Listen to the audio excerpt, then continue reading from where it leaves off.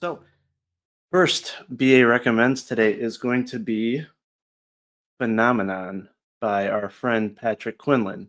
He just closed out Phenomenal Tales #1, where he got around like $5,000 in funding, and so just received a huge package from Patrick, and got all the stuff from his first campaign, from the second campaign, plus a T-shirt. Lot of goodies. I mean, just look at all this indie goodness right here. There's another one too, but fantastic first issue that he did, and he called it a comic magazine. Essentially, it was a few different chapters introducing different characters in different scenarios, which then would set up his future comics. Which the Minotaur, for his Phenomenal Tales #1, it ties directly into this comic magazine. So definitely recommend folks pick this up in the future if they get a chance, if they haven't yet. But uh, when I first came across Patrick's campaign, I was intrigued because it was set in Soviet Russia, right?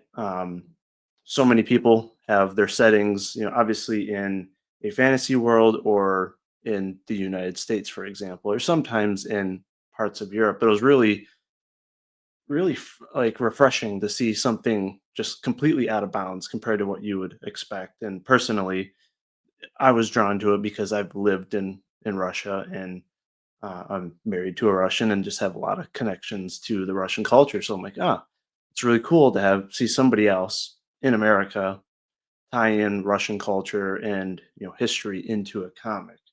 And so it was really cool to see again a setup where it's in Soviet Russia. We're talking about super soldiers and essentially the Soviet Union trying to come up with the perfect Soviet, right? The perfect man that cannot get hungry, that's like can't be defeated, right? That's ruthless, like the perfect soldier, essentially, right? Which there's some parallels, ironically, with my storyline as well, which I didn't find out until reading this, but made it really cool. So great minds think alike. But really good story, really intriguing, a lot of great action to it. And again, you have some unique characters with unique abilities. Where after each chapter, you're left like, hey, I want to read more. Like I wish there was a full comic issue. So was definitely good to set up his future comic issues and get some intrigue from folks. But has some really good art in it. All the chapter break pages were done by Rob Hunter. Folks are A lot of folks are familiar with him, one of the Comicsgate Kings, great artist. But overall, really good, clean art. Really enjoyed the colors; they really popped, especially on some of the masks of the characters. And yeah, just really clean, flowing story. Some great dialogue in it. Fantastic job for a first comic from somebody. Absolutely. So I'm going to be digging into Phenomenal Tales #1 here in the next couple days, so I'll be able to talk about that next week. But make sure that everybody goes and subs to Patrick's channel here on YouTube. He has Comicsgate Commandos every Wednesday, so tomorrow night. And yeah, continue to support him. But yeah, fantastic presentation, very cool comic. So highly recommend that. So the second recommendation, which is going to be a legacy comic. I mean, this shouldn't be a shocker. One of the best comics ever written. Sin City: The Hard Goodbye. Obviously, a staple of Frank Miller's work. And this is this book was perfect or this story was perfect for Frank Miller's art style. The first book I ever read of Frank Miller's was, of course, Dark Knight Returns. And at first, the art was a little jarring.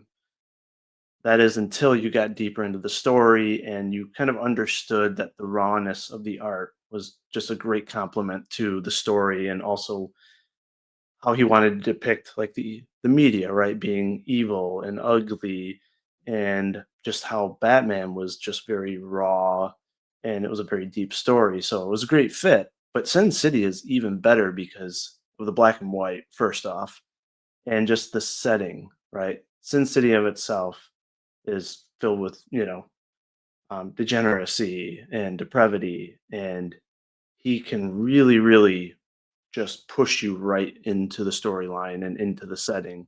And his art just does a fantastic job in doing it. Now, my only, I guess, complaint is I'm not a big fan of nudity in comics, but it was more tasteful, I guess, in the black and white to me because it wasn't as like kind of in your face, I guess. But yeah, absolutely love this comic. Just really in your face, intense. You know, he knows how to write a story about a guy who is just unwilling to toe the line. He's willing to do whatever it takes to get the job done, to do what he thinks is right, or he feels is right, and just yeah, his inner monologue and the fact that he did really long form inner monologue, I really appreciate the fact that he does that. Um, and obviously the movies were fantastic adaptations as well, which he wrote and played a part in directing those as well. But I think Sin City and Dark Knight Returns are must reads for comic writers that new comic writers that are trying to learn so they can really get a great example of how to write powerful dialogue that's short and sweet, but also incorporate some really intense inner monologue so you can connect with the character, feel like you're in their shoes. So I highly, highly recommend, new readers, even if you're not a fan of the dark and gritty, storytelling, it's a masterclass in comic writing, absolutely. And the art as well is, I think, will help folks, writers specifically generate ideas in regards to how to formulate the layouts for your comic and just work with your artist to have some really raw and intense art that helps um, really marry with the story. So highly recommend all of the Sin City books, but this was my recommendation for this week. All right. And then the last one is going to be a film, which is going to be Zack Snyder's Justice League. No surprise there. Huge Zack Snyder fan, obviously. We'll touch on his other films, I'm sure, in other segments. But last night, I finally had a chance to go back and watch the Justice's Gray version. I'd watched the colored version probably at least 5, 6 times now, right? Which is like over 25 watch hours. But I've always wanted to watch The Justice is Gray. I was going back to Sin City. That was one thing that was remarkable was how Rodriguez did those films in that black and white style, popping in some color to really, um, make certain aspects of the film stand out, right? Like blood and the yellow bastard and things like that. But the Justice is Gray version was very cool, and I hope that they release more films like this. And I thought it was really cool for a superhero film. I think it would be great for comics as well to have a grayscale version, right? To have more of that newspaper feel. But with how how good of a job Snyder does with cinematography and photography, that grayscale was just a really nice touch, and it was great to go back and watch that. So what I want to do is I actually want to play the trailer and kind of elaborate on certain aspects of the film and give my recommendation that way versus just trying to pull up some pictures. So we'll essentially do kind of a trailer review. And I think a decent amount of people missed out on the Zack Snyder Justice League, either A, because they unfortunately saw the Whedon cut in theaters, which was horrendous, or B, they didn't have HBO Max, or they just felt like, hey, what's the point? Because they were killing his universe, unfortunately. But it's a phenomenal film and it's 4 hours of great content. So let me get this pulled up.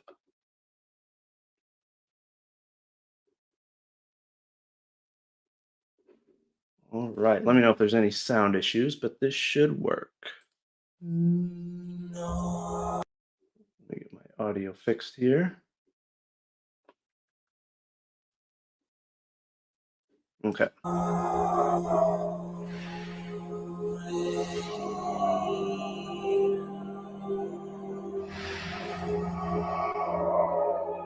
The bells been rung.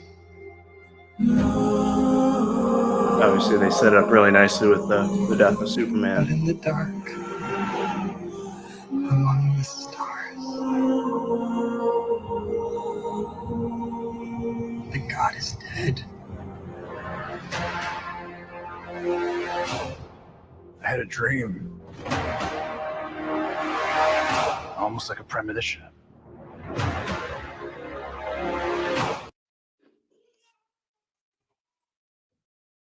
So, and this was one thing that was so well done was the introduction of Darkseid, and they did a really good job pulling in right the old gods of men, the Atlanteans, and the Amazonians, and just showing how them and the Lanterns all way back in the day fought together, right in the golden age of heroes to fight Darkseid the first time he came to Earth. And so I really appreciated that they didn't just introduce him in the present, but they introduced him in the past to really build up to him coming in to try to essentially take over Earth. I mean, Steppenwolf was, of course, trying to do it himself and set it up for him to just arrive when he had the unity occur with the three mother boxes. But they did a really, really good job in building up to Darkseid. Obviously, with the nightmare scenes and Batman vs Superman, but that's the one thing to me that's missing in the new Superman film or the trailer or the lack of buildup is what is it even building up to? Like, what villain is it? Just Lex Luthor versus Superman, and then a bunch of random kind of characters that aren't the Trinity, right? They're not heavy hitters. So it was a bummer that we never got to really experience Darkseid in his fullest on the big screen. I think there's an attack coming. My lord, this world will fall. And yeah, the CGI. That's the other thing too. I mean, this film essentially he filmed this back what probably 7 years now, and the CGI is so much more detailed and crisp compared to the films today. Even the new Superman film, you look at the Flash film. I mean, the level of detail, especially on the armor of Steppenwolf, was just amazing. And that's people can rag on his storytelling and the style of story, right? Having dark, gritty superheroes or whatever, but his attention to detail when it comes to CGI is essentially unmatched. I need warriors. I'm building an alliance to defend ourselves. How do you know your team's strong enough? If you can't bring down the charging bull, then don't wave the red cape at it. Awesome music by Junkie XL. He does a great job on all of his For a reason. soundtracks. And even if it takes you the rest of your life. A lot of people complained about how quickly they introduced, Wonder Woman, Flash, Aquaman, Cyborg, etc. in Batman vs Superman, but really outside of Wonder Woman, it was just like a quick little glimpse or introduction, just a tease essentially, right, to get people warmed up for Justice League. But what I really liked about Snyder's Justice League version is that they did a really good job introducing each character, and he had the time to do it with the 4 hour cut. I know it was supposed to originally be a two-part Justice League, each at least like 3 hours, I believe, but they did a really good job showing the backstory of Cyborg, and I like that they didn't go right into a goofy Cyborg, right? Because his situation was essentially horrible, right? How he became Cyborg. So I liked how they explored his humanity and the darkness of how he became Cyborg, and they did a really good job as well with Flash, in my opinion. So, and Aquaman too. Find out what that reason is.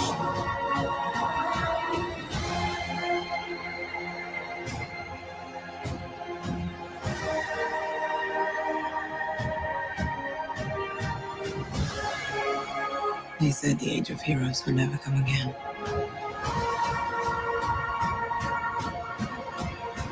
Costume design is unmatched too when it comes to his films It has to. and casting. But We live. I think part of the issue too with a lot of folks is, they saw Man of Steel, Batman vs Superman. Of course, a little bit more darker in tone. You have a Superman that's more emotional. He's going through struggles, just essentially becoming Superman and dealing with humanity.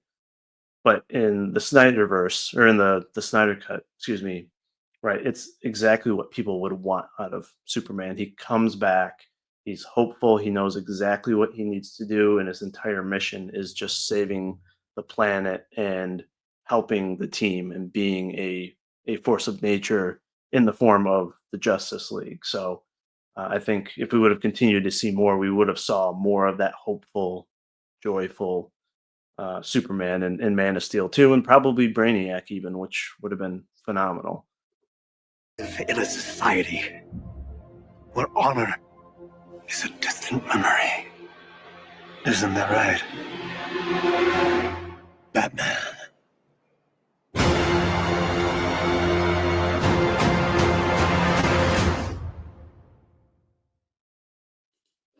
So yeah, that's my BA recommends for the week. So as always, do a indie comic, a legacy comic, and then a mainstream film or TV show. Something from all mediums, so that folks can hopefully get some good content.